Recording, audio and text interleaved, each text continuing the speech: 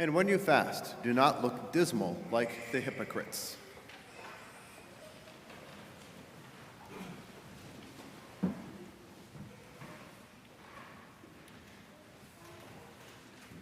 Jesus tells us not to look dismal like the hypocrites when we fast, or not to look glum, which perhaps at sometimes is easier said than done.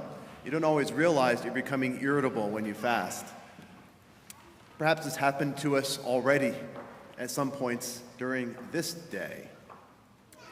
So we can receive this as an imperative and make sure that we're going to smile in front of other people no matter how we feel inside, no matter how irritable we feel. That would be doing something in your own strength, which is something that you certainly will not be able to sustain throughout the course of Lent. And so, what if your approach was not just the outward effort of avoiding looking glum, but that you had a different spirit within you that shone through the outside? For Jesus says in Luke chapter 6 that a good tree does not produce bad fruit, but out of the abundance of the stores of goodness in his heart, a good man produces good fruit. That's our goal in Lent, is to have greater stores of goodness in the heart so that the fruit of our fasting will come out in a way that is joyful and has a spring in our step. So how do we do that?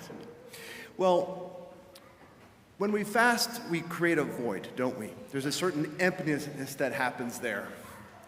But Paul says in Ephesians chapter 3 that we're called to see the love of Christ, that we might be filled with all the fullness of God. To see the love of Christ, in fact, that surpasses all knowledge, he says, that we might be filled with the fullness of God. So if you're able to fill that void of temporal pleasures with the fullness of God, to see the love of Christ which surpasses all knowledge, I promise you, you will have storehouses of goodness in your heart, and when you fast, you will not look glum, and you won't even have to be thinking about it. So consider this saying in terms of how to remember how not to fast during Lent. Now, you may have heard the saying, what happens in Vegas stays in Vegas. What that means, of course, is that the debauchery that goes on in Vegas, we just forget about it. That's not who I really am. That was just something that was temporary, compartmentalizing.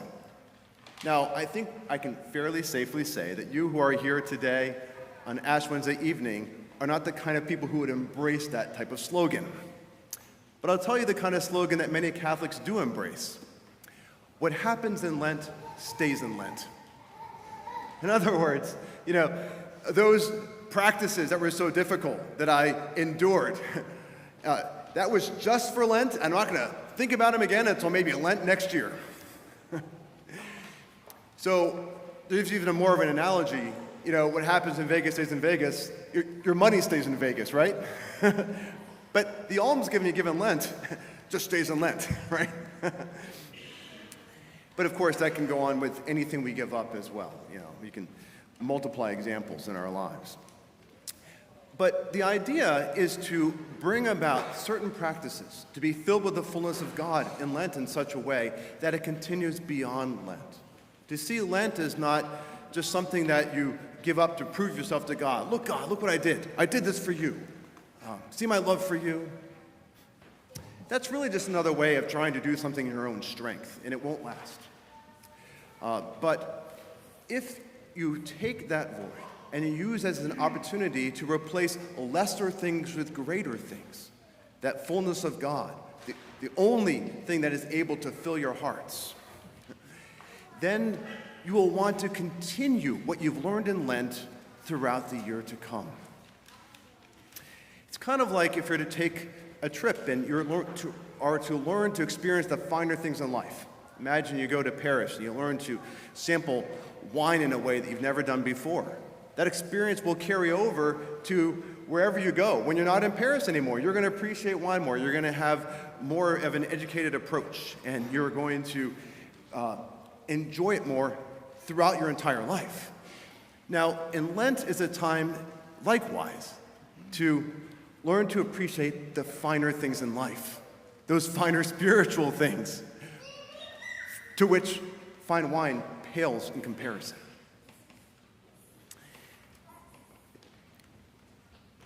I'll show you an example. One time when I was, just an analogy, I was in an outdoor adventure course when I was about 18 years old. It was a Maine 3-week course, and we experienced quite a bit of deprivation. I was, as a young 18-year-old, was used to watching TV every night and having dessert and indulging myself on a regular basis. That's just what you do. But there were no sweets, there were no fine food, there was no TV. But to be out on the water after a very difficult day of rowing, sailing, rock climbing, and to see the sunset, that was sweeter than any technology, any treats that I'd ever known before.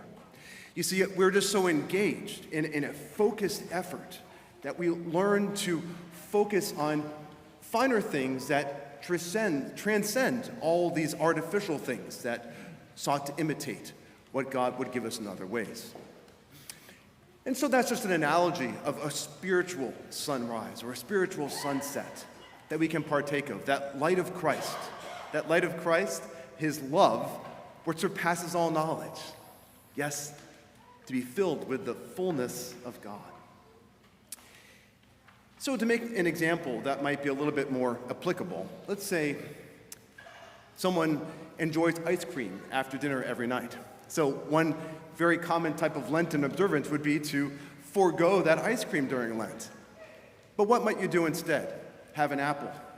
And so you might try to be thankful for the apple in Lent, which might last for a few days, if you really like ice cream and not so much apples.